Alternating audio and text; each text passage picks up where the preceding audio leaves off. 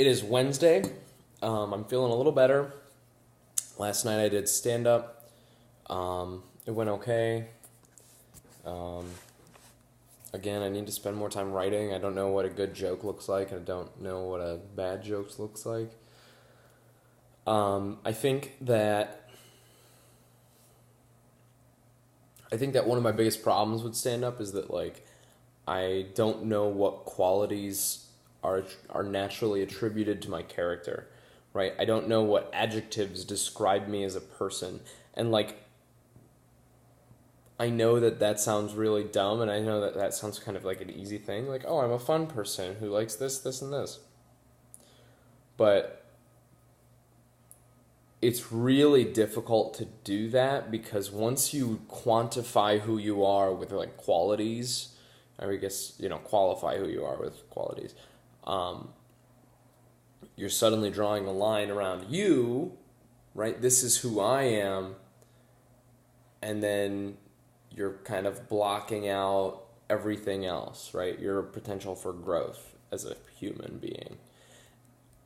And maybe that's not true, but that's how it feels sometimes, I think. It's like nobody, my brain is really resistant to the idea of blocking out other personality traits, I want to be,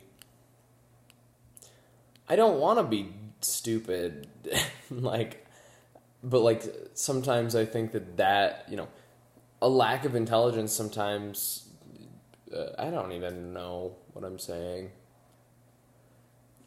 I think that if you go up there and you say, oh, I'm smart, then people fucking hate you, right? We already talked about that. So it's like, okay, so how do you, I guess you write about things well and things that you know about, and have actually meaningful insights to them, while still being funny. That's really difficult, I mean, Jerry Seinfeld writes about Pop-Tarts, but I guess he has meaningful insights about Pop-Tarts, that the insight in that bit is that, those are really important to kids. I have no idea. Anyway, I think stand-up is cool. I think it'll help me, in life, but I think that right now I want to focus on making videos, and I want to make that, the focus of what I do, because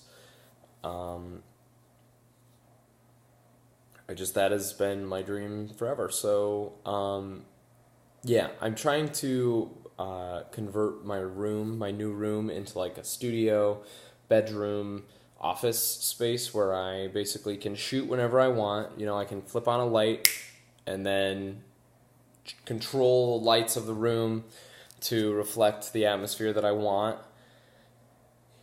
And I'm going to hook all of that up to Alexa, so I can literally just say, hey, turn the lights to whatever, and then the lights will become whatever I want them to be that day for that shoot, with different colors and different brightnesses and different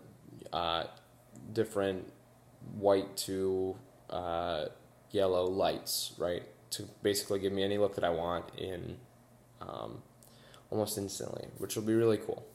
I'm actually, this is a little ridiculous, but I want to record locally to my computer. That is something I've wanted to do for a long time. There's no way to do it on with a typical conventional Canon camera. Even if you hook up your camera with a USB cable or a HDMI out cable, you can't record locally to a computer without the use of an external capture card that captures the feed of the camera. So, what does that mean? That means I had to go buy something that cost $200, something that I already have, but I lost a long time ago, so that I can basically use my nice webcam my nice DSLR as a webcam, that number one, records locally to a hard drive that I'm going to attach to my computer, an external hard drive. And number two, I can even live stream on, which will hopefully be really cool when I start doing things like live streaming. Other than that, I'm also getting picture frames. I know this sounds crazy, but I had this idea a long time ago, and it's stuck in the back of my mind for a long time, and that is that when I talk about people that I look up to on YouTube, people don't know who I'm talking about. And I think that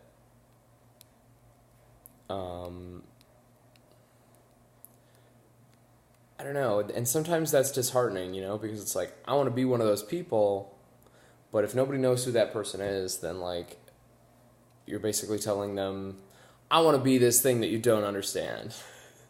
And like, that can get really difficult, because I don't know, when you're sharing your aspirations with somebody and they just don't get it, it's like they have a tough time motivating you. They have a tough time, giving you advice, because they just don't understand what you're trying to do.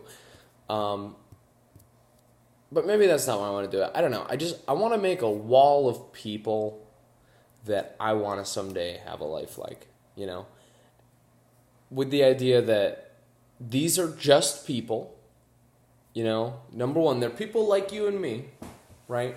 And number two, you can do the shit that they do. You can copy their shit, and you can become them, And so I want to make a wall of people that, like, if I don't know what to do, I can say, okay, how did that motherfucker do it? Well, I know his story,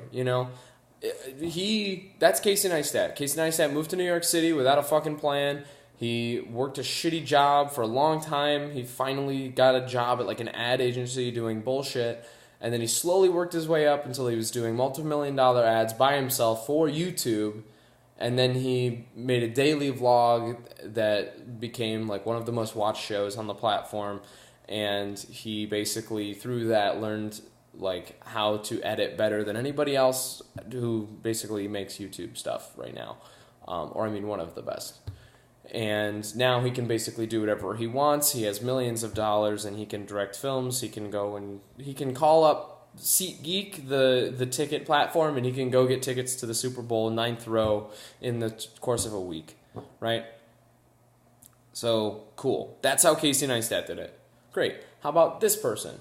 Well, that's Mike Boyd. He posted a video to Reddit where he taught himself how to skateboard, and basically he methodically learns how to do new skills, and because of that, he's number one, growing as a person. Number two, he's becoming a more resilient person in the face of like adversity, and he started 3 years ago. He's at 1.1 million right now. He no longer has to have a Patreon because his sponsors are so like well funded that he deleted his Patreon, even though that's how he was supporting himself for a long time. And his fans love him, and he posts a video like once every 3 weeks. Right? Cool. H3H3 Productions. Basically, almost a 40-year-old dude who, was making videos in his room in New York City with his wife for a long time. And, they ended up like, they found that they had a voice that was like critical of weird things in society, and they basically tried to make daily videos for a long time. For a month, they made daily videos that were basically holding up a mirror and saying, hey, society, that's weird. Look at this. Everybody look at this.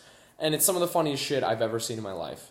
And suddenly, he goes from 20,000 subs to like 5 million in the course of a year.